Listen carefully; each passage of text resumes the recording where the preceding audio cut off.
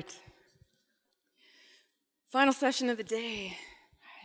Before we get going, everybody, just do this quick. Call this releasing the dolphins. / endorphins, but I accidentally said dolphins one time, so now every time we do it, it's release the dolphins. Optimization. Optimization is a lifestyle, right? We talk about our job titles and stuff, and I oftentimes have a hard time answering that, and most of you, I'm guessing, do as well, because it's complicated, what we do. But it gets even more complicated in the fact that it's not something that I think you can just shut off. It tends to overflow into daily life. Just one example of that, when we go on road trips, my husband and I with our nephews, we started playing this game. I named it Better. My nephew named it That Sucks. Because we brainstorm things that suck and then try to think about, well, how could we fix that or make it better? And we come up with really cool inventions, innovation stuff, and most of the time we look them up on Google and it's already out there. They just suck at marketing. And my nephew's like, they need to hire you because this is brilliant. But of course, we think that because we thought we came up with the idea. But it's always optimization. We're thinking about how we can improve things. It doesn't just shut off while you're at work. And the more that I think about all these ideas or learn different bits, it makes me want to learn more about other areas of this addiction to learning. Find that that's true. And sometimes it can get a little exhausting when we think about the growth marketing space because there's so much to learn. Some of you might even be exhausted from the conference because there's so much to learn here, right? Just filling up cups of all this information, different topics scattered across the board. And what I want to help assure you of with this talk is that you don't need to fill all your cups to be an effective growth marketer. Because one of the key secrets of my success has not been the fact that for a while, I worked hard to master as many of these areas as much as I could. It's not impossible, but it's exhausting, and it's not the most productive. So I started evaluating that. Got to optimize that too, right? How could I do better with that? And I found a key hook in what I call hybrid hacks. Things when I multiply them across the way, excuse me.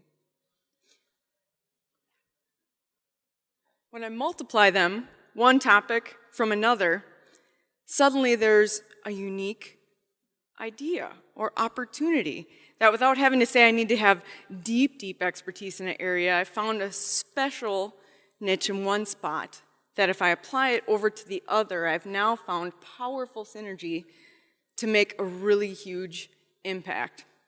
And this is a key thing when we're thinking about optimization because we shouldn't be working hard. Clicking challenges here. We shouldn't be working hard all the time. There's actually very low correlation of success with hard work when we think about it, which is sort of depressing. But there's very high correlation of success when you're solving other people's problems. So instead of focusing on the skills and the tactics that that you want to master, the real question is, what's the problem you're trying to solve? You're not an optimizer, you're a problem solver. Yesterday there was questions about, what makes epic content, what makes the best content, and the only thing that could pop in my head is the one that best solves the problem. The objective of SEO and CRO are the same. It's to prove that you're the best answer. How are you best solving the problem? So that gets to the word hack. Some people have an issue with this word, and if someone said, oh, that's like a quick way of you're trying to rig something, I'd have challenges with that because I'm a recovering perfectionist. On the hack part of I can't do anything half-assed, it has to be done well. But in my mind, a hack isn't something that I'm trying to just get done quick to get by. It's a clever solution to a tricky problem.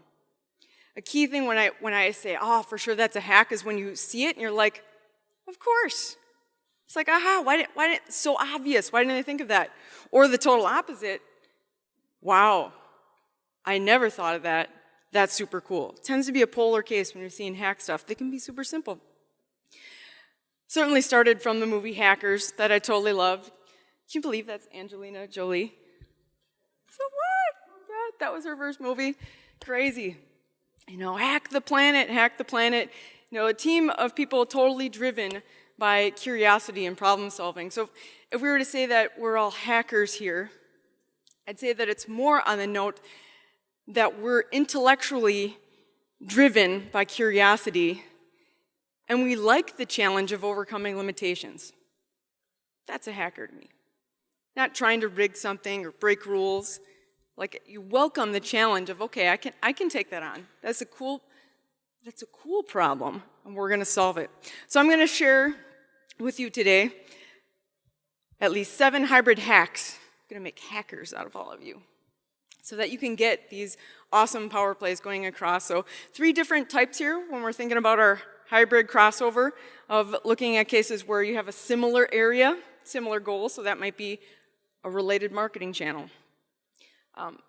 Cases where it's not a marketing channel, something outside, some other knowledge you have that's applicable in with that knowledge, and just some other cases that are totally different, or you're taking your knowledge and you're applying it in a different context, and these will make sense when I get through on the examples here more. So first one, related topic, similar goals. Found it amusing yesterday that everybody kept coming around and take pictures of my keyboard. My keys are worn off from my nails, so I bought these crazy little stickers kind of thing, but because people often like to take pictures of my keyboard now, I'm constantly cleaning it because I'm like, I don't want them looking at my gross screen, right? Simple hack, hand sanitizer, which now every time I'm at an event, I'm like picking up all the little ones around. Hand sanitizer makes a great screen cleaner. It's the same stuff, right? Clip one on your bag, perfect for cleaning up your phone, all that. Oh, simple hack, right? Totally basic. That's the generic one that I stuck in there. SlideShare SEO. Several fellow speakers have commented to me, like, how do I rank so well for all my SlideShare decks? I'm an SEO. Key hint, but a hack in here that I sort of did automatically that didn't really think about it until my friend asked me, because I'm like, oh, well, why do all these rank so well? Well, it's because when I plan my decks, I first plan the text, and then I overlay the images on top because I don't want you having to look at a whole bunch of text. Now, the key thing is that SlideShare, when it imports that PowerPoint, it imports all that text into the transcript, so it's automatically included there. This is equivalent on a web page to the alt text on your images. It provides the actual keyword context for the visual so that Google understands what that is. And as soon as SlideShare had implemented the clip slides things, I like, boom, seriously dominated, because now the way SlideShare is doing that, Google actually will see, okay, here's all of the clippable slides, and what's exactly the transcript for that slide.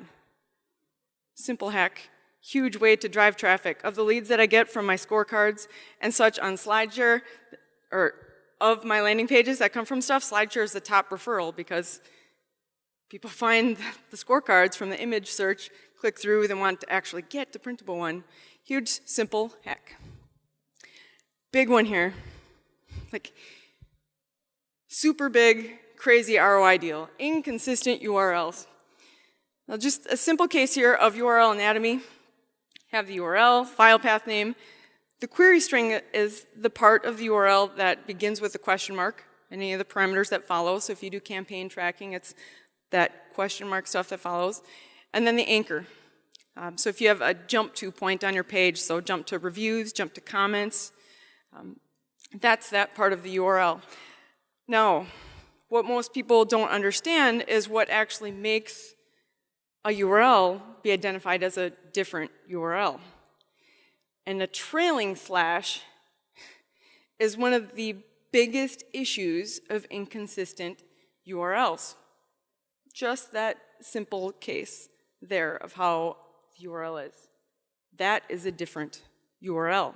To a web server, to Google Analytics, that is a different URL.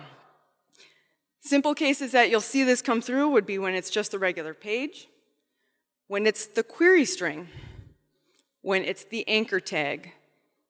In all those cases, what you should have is a trailing slash before those parts. And I'm going to explain why it's a trailing slash versus not the trailing slash. But the key piece here on the impact is that this impacts SEO, this impacts Google Analytics, this impacts how your server processes code. So sometimes people have a perspective from different angles. It might be, oh, well, this is the way we're doing it because they see it, but they need to see the full picture here for the hybrid hack.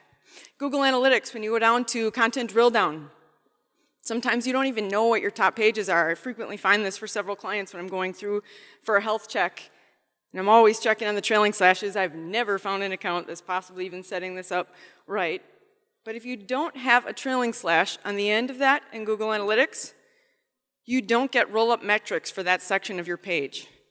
You don't fully get to see what sections, categories, aggregator pages are truly driving the most traffic. It's broken out in a different section. You miss out on huge data that's very powerful and helpful. In addition to the fact that who's going to add up the separate metrics because it's tracking as two different pages?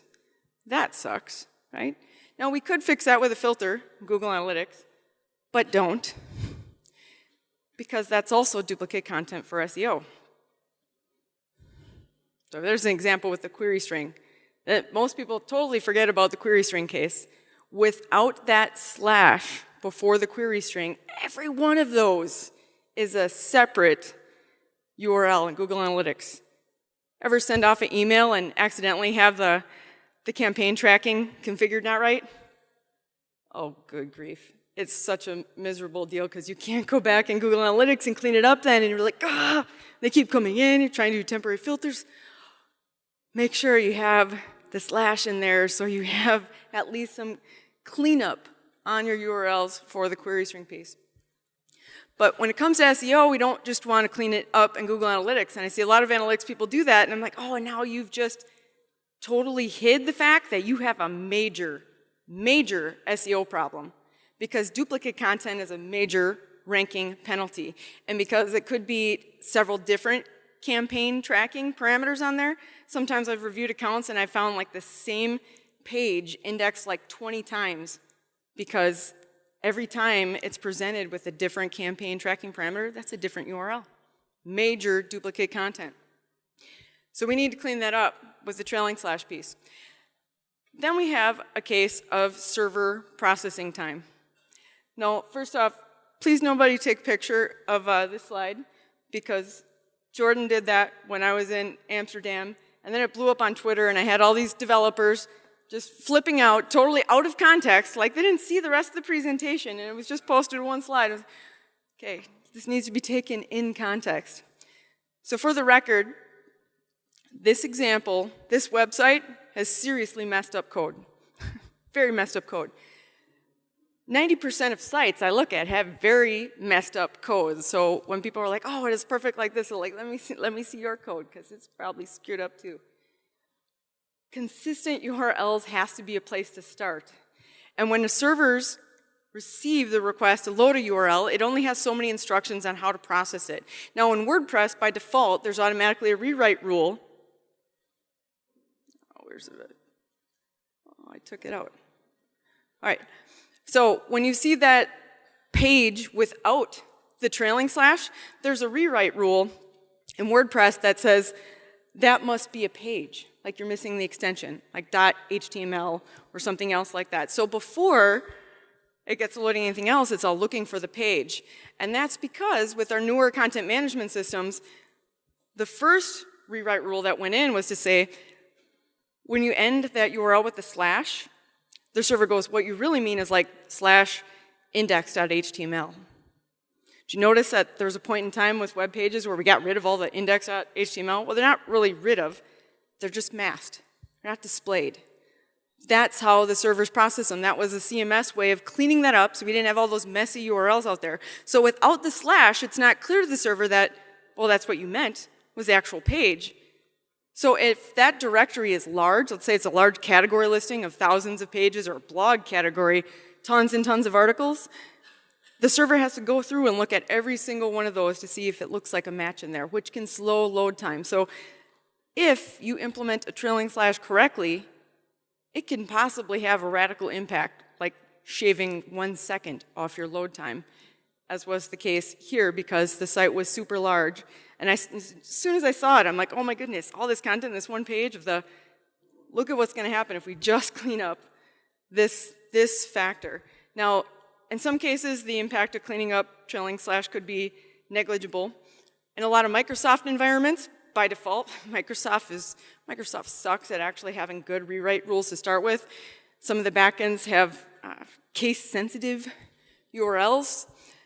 So before you get too set into how you're going to clean these up, the important part is to understand what are the instructions the server has right now to process your URL when it loads it. Because if it thinks that, okay, it should go back and loop through these, you don't want to have like a redirect going through a redirect to always look for stuff. This is like a simple way to make sure your load time is clean.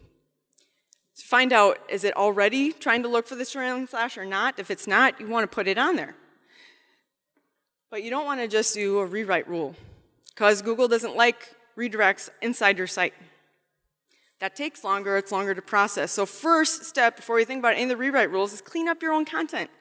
You need to go through your own site. Screaming Frog is awesome for that. You can crawl it, it will show you all the URLs. You can export that to Excel and you'll see all the different cases within your site where you're like, oh shoot, here we have the trailing slash, or we don't have the trailing slash. Here we have campaign tracking parameters inside our site. Don't do that. Clean up your URLs internally. Clean up your email campaigns. Look through your campaign tracking. Make sure you have that slash in front of it so that your Google Analytics data is clean and that there's no risk of duplicate content penalty coming through. When it comes to rewrite URLs, I called out the core ones that should be included here. If you're working with an SEO agency or have an SEO in-house and they're not aware of these or they didn't implement them, actually, especially if you're a brand and you're paying an SEO agency and they're not aware of these and they didn't implement them, just fire them. It's like a fundamental, serious cleanup case of this can be done within a couple of days and it can have a radical impact on your search rankings and your traffic coming back. It's a huge, huge technical SEO win. This is what the code looks like. So when I say, oh, it can be done really quick, like we've implemented this in under 2 days, for some WordPress sites, Microsoft sites take longer for testing. Code snippet goes in HTACCESS. There's a few different variations I have of this for query string and other cases, but it's as simple as it's a few lines of code that will fix that redirect. Because maybe you're like, we have a lot of content to clean up. We don't have to wait to clean up all the content to do the redirect. At least the redirect will take care of it and fix most of the stuff, but it does still mean that you can have an intern go through and clean up content or something as you get to it, as long as you know that you need to get to it. Countdown tickers. We know countdown tickers are powerful on landing pages, right? On web, but we can't run JavaScript in email, right? But why not still put the countdown ticker there? So I tested this on a Red Wing Shoes campaign because when we had implemented it on the landing page, it was huge because there's only 2 sales a year, so the fact that that urgency booster was already there and this audience was very aware there were only 2 sales a year, that just added more urgency to it. So we're like, okay, this is working. I'm like, I want an email, and the email team's like, yeah, no. No, the email list is too long, it has to be distributed over a couple days so we get good delivery. I'm like, no, then okay, split them out on days and we're gonna save images, separate images, for the countdown ticker. Doesn't have to be script, right? Huge boost. We had like 3 to 4 times click-through rate on getting the coupons with adding the countdown ticker. We love that. We love quick little boosters. Next hybrid hack, different context, similar goal. Someone had commented in the Elite Camp group asking about offline exciting pieces. And this is one of the coolest insights that I've had on that note. Responsive coupon tracking. So for this particular campaign, the first time that we ran in the spring, it was huge. We had a 100% improvement over what the team had had before, which was like the largest improvement they'd ever seen. And they're like, oh yeah, so for this time. And we're like, well, what's so tangible? And they're like, well, about 100. And we're like, we knocked it out of the park last time. And now we have to like go above and beyond that. I was like, oh my goodness. And I'm like, well, we did nearly everything we could think of with trying to get them the coupon. our next conversion challenge was, how do we get them to the store? Sort of beyond our means, right? So the focus was more, how do we connect with them in between, and what would do that? So my first thought on that was, who claims the coupons on mobile? That would be in between. Are they more on their mobile phones and their desktop, or do they like to print them? Because a lot of people in construction industry, sometimes aren't as tech savvy, so this was a key insight to learn. Are they more savvy on their phones? Because they actually do use their phones a lot on construction sites, so maybe. So by tracking that and now promoting, we changed up the code so we'd be able to see or promote the case of the present this to a representative or use the printed coupon, so that we were encouraging them, pointing out the fact that, hey, they just needed to show this. And responsive emails exist, right? So all we did was save a different image for the mobile email. Different code, shows for coupons. Now tracking all the cases of mobile. Insights were very huge for the next campaign, because for any offline or retail case, the big question is how much to spend on direct mail, how much to spend online. And because it was so staggering for how engaged the audience was on mobile, it very much changed up the strategy for the next campaign to say, okay, well, we can afford to put more money in these cases to reach more of the mobile audience, because this is where they're engaging. Like, wow, again, what's working, cross them over, make them fit. Social proof can be tough to acquire sometimes.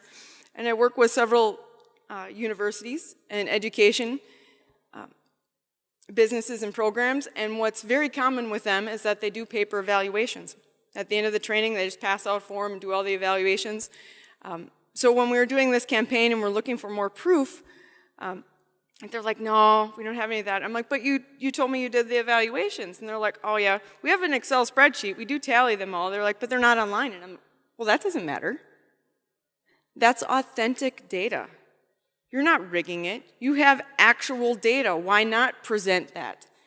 So if you have those paper instances of evaluations, tallies, quantify that, add those up, display that visually as social proof, opportunity, offline, online hack. Different areas merged. Curious crossover. So this one is a little wild. It's watching brain games, discovery. It's like one of my areas for learning those creative, bizarre things. I'm talking about physiology of the eye. And before I switched over to IT, I was actually about to start med school. And I served in Army Combat Support Hospital for 5 years, and eye was one of the things I actually had studied a bit about because I thought it was super cool. So I'm watching the brain games thing, and it's going through stuff about illusions. So everybody now, focus on the X in the center. What colors do you see? Pink and green. The green is only from your eye. It's not really there. You see, when the eye is exhausted with displaying a particular color, the complementary color is what shines through because it's too fatigued. It can't continue to present it, so the other color shines through. And I started thinking further about this in marketing and going, well, wait a second. I can leverage that. I can leverage that as an eye directional cue. Because in other tests we've done, we found that arrows, any type of directional cue, are very helpful, right? It's oftentimes where you just want to put an arrow freaking everywhere because you're like, oh, they work. Sometimes you've seen pages, like arrows everywhere. Color is an invisible arrow cue when you execute it correctly. The human eye jumps 3 times a second to capture new visual info. And evaluating how the human eye processes that physiology, you can use it as an invisible cue pointing right at your call to action. Conveniently, on this color wheel, the RGB color wheel, those are where the human eye receptors are for that. So this model I came up with, I refer to as CLOCKWORK conversion because it fits just like a clock, hours on a clock, with how the eye is there. Now, notice the color wheel difference here, because a lot of times people think green is complementary to red, which it is on that color wheel. It's just different color wheels, and that's because that follows kindergarten path of red, yellow, yellow and blue make green. We're used to that one. But the human eye follows the CMYK model, the RGB color wheel. Use the proper color wheel when you're thinking of this. So if you're in Photoshop and you're picking colors, it's the HSL value. H is the hue, and it would follow the RGB color wheel for 360 degrees. So in this case, we want to optimize for the eye, so we're going to focus on those colors. 4 points of clockwork conversion to make color be magnetic invisible cues for you. 1, it needs to be complementary. Got to fly through these because we're short on time. So H value in HSL, plus or minus 180 in Photoshop to get that exact zone for what is complementary. It's the easiest one, most obvious. A lot of people are already aware of this. A simple example, you can see how that stands out. Next one, though, is that color for your CTA needs to be reserved. And if you're thinking about the color wheel clock, I save 15 minutes on a color clock just for that call to action. So you have a zone there, which means no other colors on your site should be using that zone because it's important for it to stand out. When it doesn't stand out on a zone, remember human eye looking 3 times a second for new info, you can't harness that physiology model if it's bouncing to different spots on your page. You've not leveraged the magnetism of physiology to work for you there. Third one is you need to leverage pure color. So although the eye will get fatigued and exhausted from the saturated color, it's also most sensitive and most drawn to it. So you want the thing it's most drawn to be the pure color. Gradient color buttons help with the contrast factor there, so gradient on the bottom still helps you get that without it being so intense that it hurts readability. In this example case, they had a shade for the blue and saturated color on orange, so the saturated part hooks the eye more for that attention when it's drawn on the colors there. Big one is neutralizing everything else that's not the CTA. This one seems to be the most challenging for companies, especially if there's red in the logo. Oh, that kills me on that one. Like, we do grayscale on the landing page. Will you let me test grayscale on the landing page so we get past that? Can't have the distraction of all the stuff because the CTA and hero shot is what needs to stand out. But an important thing to understand here, if other colors aren't neutralized, stare at the plus sign in the center, only the plus sign. What happens to the colors? They disappear. The human eye gets exhausted on saturated color. You are killing your usability on your page if you have too much saturated color. They're only going to read for so long. And when you're like, how did they not read that? It was right there. Hello, you just saw dots disappear. Okay. Invisible text is legit when we're talking physiology. Simple cases when going through these factors of evaluate what rule is broken, how to quick fix it. In this case, it's like, great, I can change that. I can fix that button, and boom. Huge difference right away for that checkpoint. Let's skip on these. All right, choose your own adventure videos. I don't think I have time to show you the actual video part because we're cut off here. This is super cool, and this is hot because YouTube just made a change last month. Okay, so here's how it works. Choose your own adventure book. You think about, I get this far on this path, and now where do you want to go? Click to the next step. So YouTube used to have annotations, which were like a hidden golden treasure that nobody really knew about and barely used, which were text links that you could have done this before, and some videos are already out there that do this. But what came out in May are cards. And cards are basically overlay calls to action on your videos that you can add. Super easy editor that's in there. But now we're not just trying to think of, subscribe here and link here. That's not the hybrid hack. Absolutely a huge opportunity for driving traffic to your website to still convert, but that's not the hybrid hack. The hybrid hack here is that you can do storytelling with call to action. You can do user discovery as to what journey would they prefer. And it's gamified, and it's fun. You get great metrics while you're seeing how they click through, they get to the next step. So it's basically just a series of these video clips that you can seam together by just a link to another video. Super easy to do, very powerful. When you're on your video manager, you'll see end screen and annotations. Again, annotations are now deprecated, so we'll ignore those and go straight to the cards. So you can do cards would just be anywhere throughout the video, and for the end card, it gives you, like basically a landing page at the end that you can do. You could have animated background, you could pretty much do anything on the back there. You can use the templates provided. There are a lot of people online that are posting like images that you could just insert for your end card template they'll see out there, or you can customize specifically what exactly you want it to do when you're adding the element. So your subscribe at the end could be customized more detailed like that. Oh, I had the other example.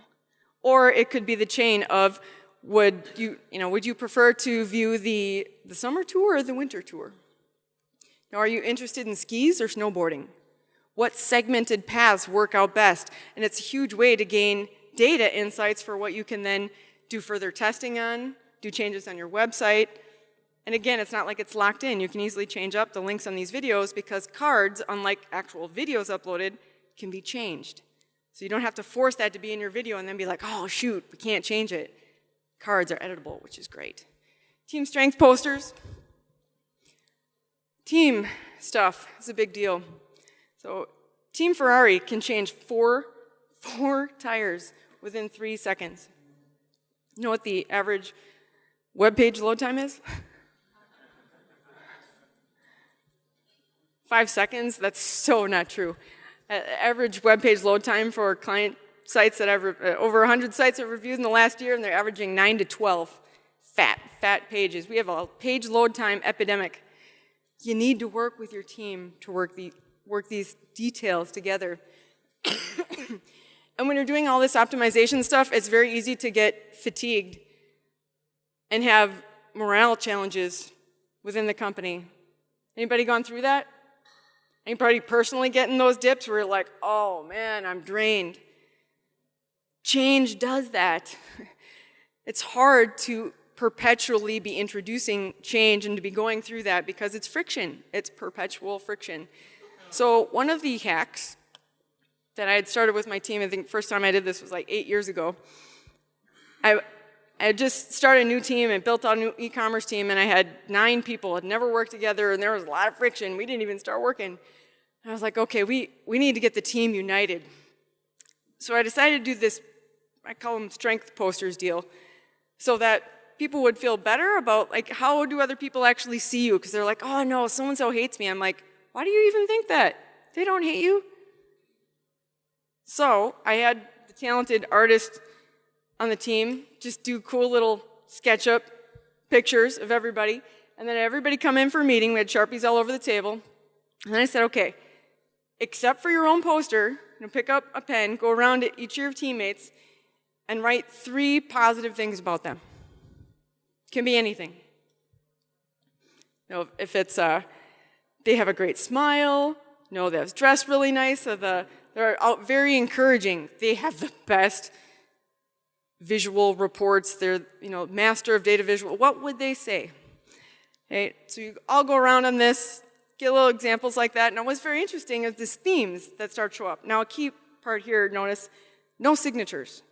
This is not intended to be like, oh, I'm, thanks so-and-so for the credit. This is an anonymous thing. And then the anonymity is helpful because as you're going through this with some of your teammates, you're going to have a reality check. Who do you not really know? I kind of do this around Christmas time. I'm trying to think of what to get for gifts for some people. And it's like sometimes I'm like, I have no idea. And it's because I recognize I don't really know them. I need to spend more time with them. I don't even know, like, Swedish fish, their favorite candy. I don't even know. So the anonymity helps. Afterwards, I do then an assessment of like, okay, who do we need to plan our team building activities with? Because, there are certain people that we want to make sure that you do get to know better. And who did you know really well that you were surprised of? Now, I didn't plan on this the first time I did this, but my team went out and they bought frames for their posters and they hung them up at their desk. That made me tear up. I was like, oh, it was just a little exercise. They're like, that's my best day ever at work. And it's because endorphins drive us. Right? We're moved when we feel encouraged, when we feel like we're harnessing our strengths to do good stuff.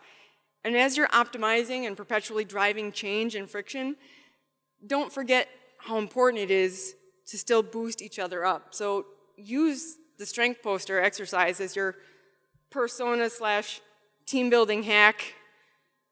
Feel all beefed up. Let's get going there. So for closeout here, keep you on target. Stay on target, Red Leader. If I said, I want to do a marketing campaign. I've got this product or service solution that I want to sell, and I want you to help me out with it.